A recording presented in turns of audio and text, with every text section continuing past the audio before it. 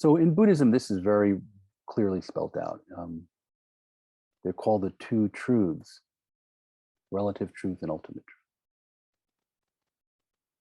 And particularly in Mahayana Buddhism. And relative truth is horizontal truth. It's actually, Buddha was really clear, both are functioning and important. Even though relative truth is not ultimately true,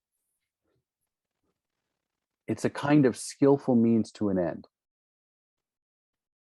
It's like the more and more clear you can be, the more discrimination you have, the more compassion you feel for other beings, because discrimination and compassion are inseparable. The more you see the way things really are, the more you realize that you and everybody that arises in this sphere are inseparably connected, are interdependently originating.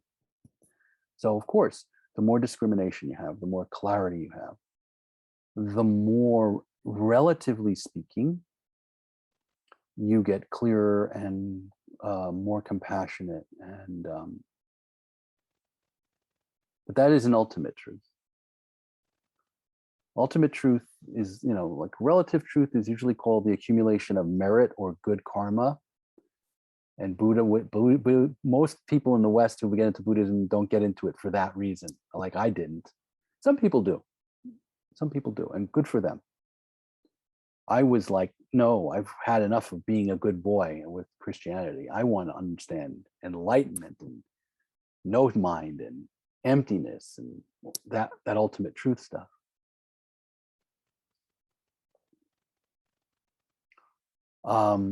But you can't really have one without the other. This is the thing. And it took me years to realize, because you get dragged down. If your relative truth life, if your life of merit or karma is not in order, it creates so much disturbance, it pulls you out of emptiness. And and it can distort your experience of emptiness, because when you become, again, identified as a person, you go, I am emptiness, so there's no good or bad, and you do terrible things and make things worse. Buddha was really clear, like you have to be both relative truth of creating more and more of a life of compassion and through insight. Not again that, oh, be good because it's good to be good because the guy at the top told you to be good. Not that. But the clarity of, oh, compassion is me seeing clearly, and they have to work together. It's a compassion that comes out of insight. It has to come out of insight. And you can tell it comes out of insight because you will apply it to yourself. If you only apply it to other people, it's like, be good. But if you apply it to this being here, so relative truth always has a sense of personhood, right? That's the relative piece. That's why I said, I and you can't know ultimate truth, right? Because it's a you, there's a you, it's an I. But we have to go with relative truth. And relative truth, you trust yourself and you keep being honest with yourself as much as you can. And it is a path. So like you said very well, you have it and then you go, oh, this is not the truth. This is the truth. And that's how that works. Does that make sense, Rebecca? It does. Yeah, it's really helpful. Okay. In a sense, relative truth is continuously walking toward ultimate truth, but will never reach it. And that's very conscious. You can read in Buddhist scriptures, there's all kinds of stuff, particularly about the bodhisattva. That's all about that. Bodhisattvas, they have so much insight. They could clearly see the only way, in a relative sense, that I'm going to deepen is if everybody deepens. And I'm not actually separate from everybody. So the more I deepen, it naturally cleans the pool for everybody.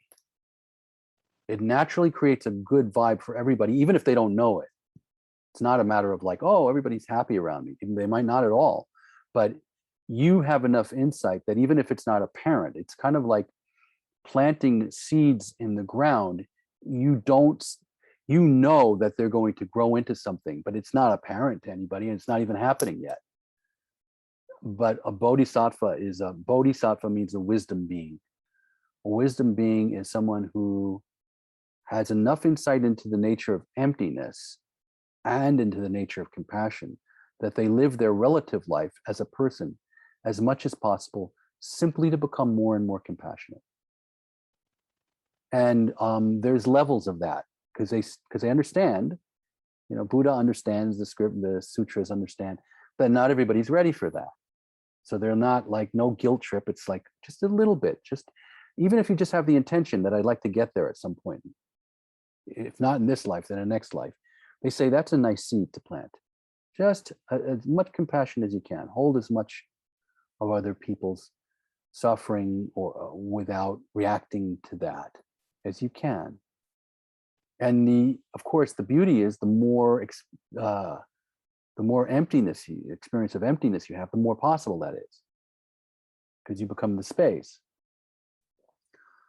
But the language of all of this that we're speaking is all relative truth, because it's about growth, learning to hold more, learning to develop more compassion for yourself, and then waves of learning, oh, still constricted here, still triggered by this, breathing into it, holding more, becoming more compassionate.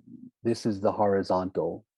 But in a way, the relative truth is walking toward the ultimate truth without ever reaching there. It's like a horizon. So all of the bodhisattva, a lot of the bodhisattva stuff that you'll read is things like a bodhisattva takes a vow, and the vow is something like, although there are countless sentient beings, I vow to save them all. Although none of them are actually bound, I vow to free them all. I vow to free them all. So it's like all paradoxical language. Like basically what it's saying is, I'm going in this direction. I have this intention, and I will continue to move toward that horizon as if it exists, even though I can see logically that it doesn't actually exist. There'll be never a moment when all sentient beings will be free, but there'll be never a moment that I'm not dedicated to that. And of course, you think in terms of infinite lives, now you're talking about, and you'll find Zen people who are like, it's like, are you going to be born next life at the end of their life? And don't talk such nonsense. It's not about knowing whether there's an afterlife or not. It's about creating a directionality as if, so that at the last moment of your life, you're still opening it to compassion. You're not going, well, I'm dead anyway, who cares? I'm going to be gone. You don't know, again, how do we know? We know because maybe we have intuitions. I mean, I've certainly had many past life experiences. You have intuitions that are very validating, but you never actually know until you walk into the room, if the room exists, right? And then your body's gone. So you don't have to have that kind of certainty. It's a directionality.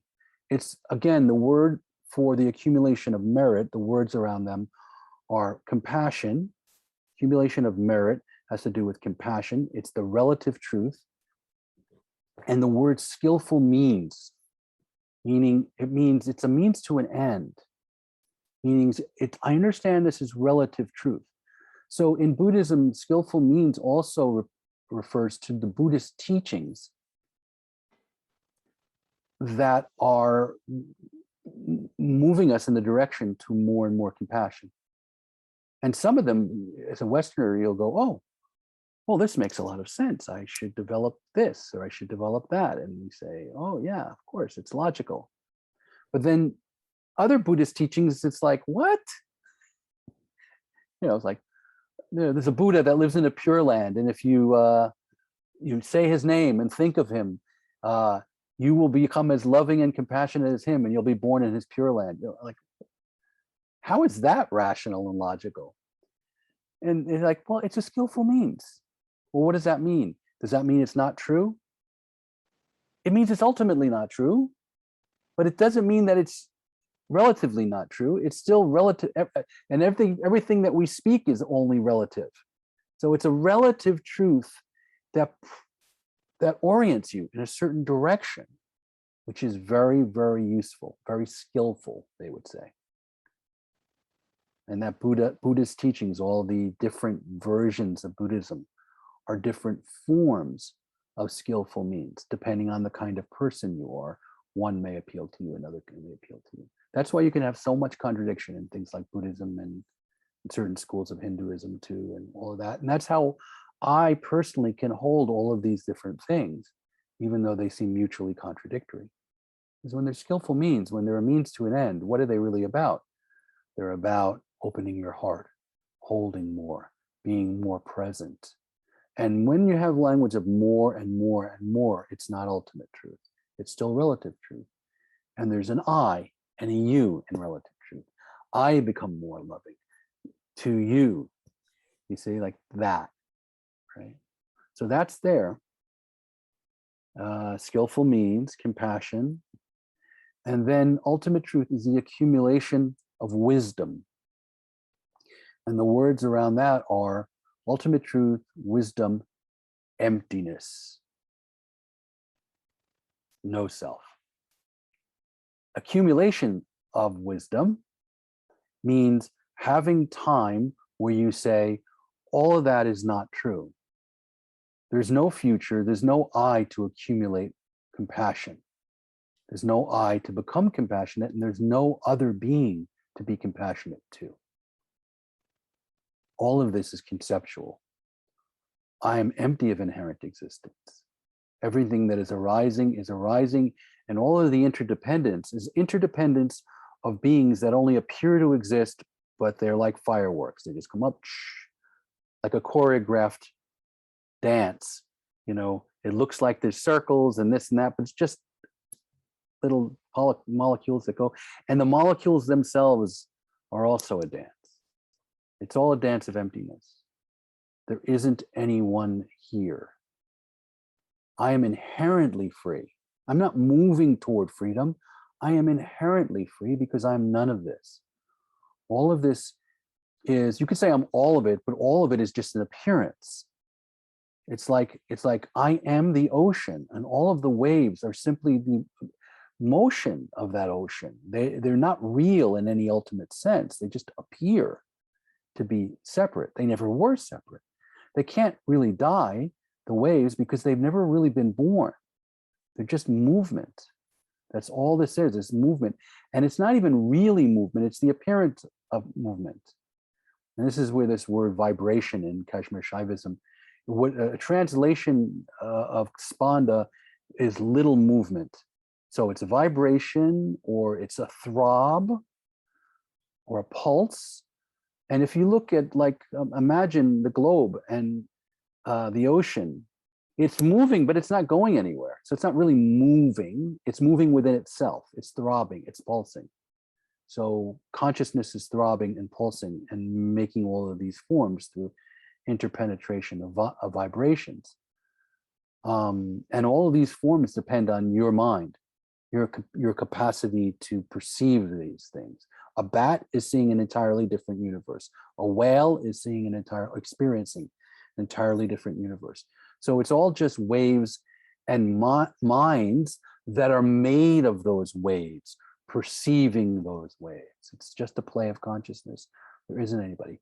And here's the footnote. All that explanation about ultimate truth is relative truth, talking about ultimate truth. Like all of those words about vibration, no self, no, it's all relative truth, talking about ultimate truth. Ultimate truth, you can't, it's not even speakable. But those words, which are relative truth, talking about ultimate truth, are the best you can do. And in Zen, they talk about it in terms, it's a finger pointing to the moon. It's just a finger pointing to the moon. It's not the moon. It's language, ocean, no self, emptiness, wisdom, language to point you in the direction of ultimate truth, which you accumulate What does that mean? You have more and more moments of that. And that kind of saturates you when you come back to you in the relative realm. So you become more used to emptiness. I don't exist. There's no me. And that creates more room and capacity for compassion because there's less holding on. There's more letting go. There's more space. But all of that is still language, which is ultimately relative truth. So ultimately, from the perspective of ultimate truth, there is no progress, there's no path, there's no coming, there's no going, there's no one to come or go. And you could see this is in Dzogchen teaching, this is in the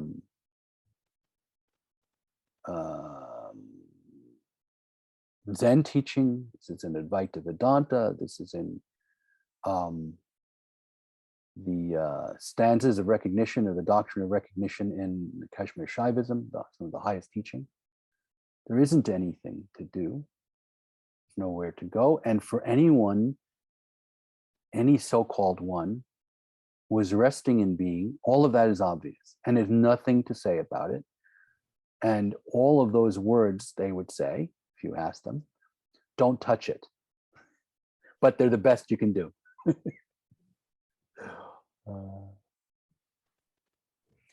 Thank you. That's such a rich answer. It's so beautiful. It's so complete. I would love to hear it again, see it again. Well, luckily it's been recorded, I hope. I think it's recording. This is really beautiful. Thank you. Thank you. Thank you.